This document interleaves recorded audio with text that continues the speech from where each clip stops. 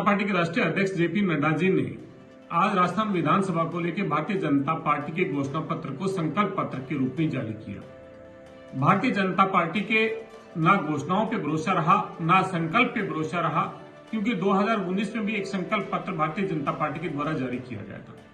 Bharatiya Janata party के प्रधानमंत्री और भारतीय जनता पार्टी के नेताओं ने 2014 में भी एक घोषणा पत्र जारी किया था।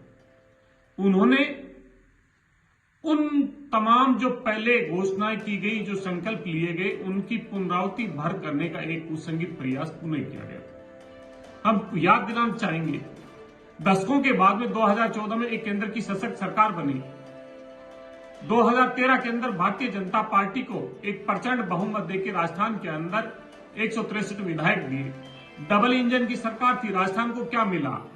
राजस्थान में यूपीए के समय में जो परियोजनाएं की आधारशिला रखी गई थी, चाहे रिफाइनरी को लेके हो, चाहे रेलवे लाइंस को लेके हो, चाहे मेमोकॉस फैक्ट्रीज को लेके हो, तमाम जो योजनाएं थी, जो राजस्थान को एक अग्रणी पंक्ति में खड़े करने के लिए योजनाएं थी, उन्हें हादसे पे धकेल दिया गया।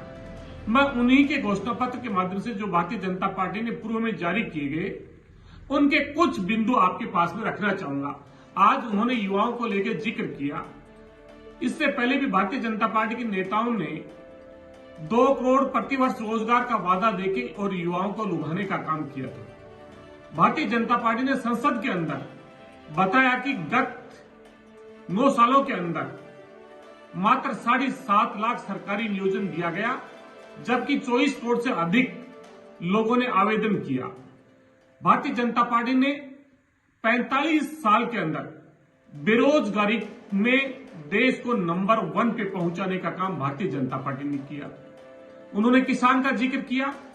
भारतीय जनता पार्टी के नेता ने किसान को लेके कहा था कि हम किसान की आमदनी दुगुनी करेंगे। कहा आमदनी दुगुनी करने का और किसान की लागत दुगुनी कर दी। चाहे फर्टिलाइजर्स हो, चाहे सीड्स हो, चाहे एग्रीकल्चर के इक्विपमेंट्स हो, इन सब को जीएसटी के दायरे में लाके उसकी लागत बढ़ाई। जो 56 रुपए प्रति लीटर डीजल होता था, उसे 100 के पार पहुंचा दिया। केंद्र की सरकार ने खूब लूट मचाई और उस किसान की लागत को दुगुनी कर दी। एमएसपी की घोषणा भर तो करते हैं, लेकिन एमएसपी की खरीद केंद्र की सरकार नहीं करती। और केंद्र की सरकार ने किसानों को लेके बहुत सी जो योजनाओं का जिक्र अपने घोषणा पत्र पे किया था, उन्हें हादसे पे धकेल दिया गया। उन्होंने ब्लैक मनी को लाने की बात कही थी। उन्होंने कहा कि काला धन लेके आएंगे। भारतीय जनता पार्टी ने आज राजस्थान का संकल्प पत्र, घोषणा पत्र जारी करते हुए फिर किसानों के साथ में एक छल्लावा किया। भारतीय जनता पार्टी ने संकल्प को दोहराया कि अगर सूबे के अंदर भारतीय जनता पार्टी की सरकार बनती है तो किसान सम्मान निधि को 6,000 से बढ़ा के 12,000 रुपए प्रतिवर्ष किया जाएगा। ये केंद्र सरकार की योजना है। अगर भारतीय जनता पार्टी किसानों का उत्थान चाहती है तो आज भी वो 12,000 रुपए प्रतिवर्ष कर सकती है, लेकिन भारतीय जनता पार्टी का ये संकल्प पत्र झूठ और छल्लावा का पत्र है। राजस्थान की सरकार प्रदेश के किसानों को 2,000 यूनिट प्रति माह फ्री बिजली देती है।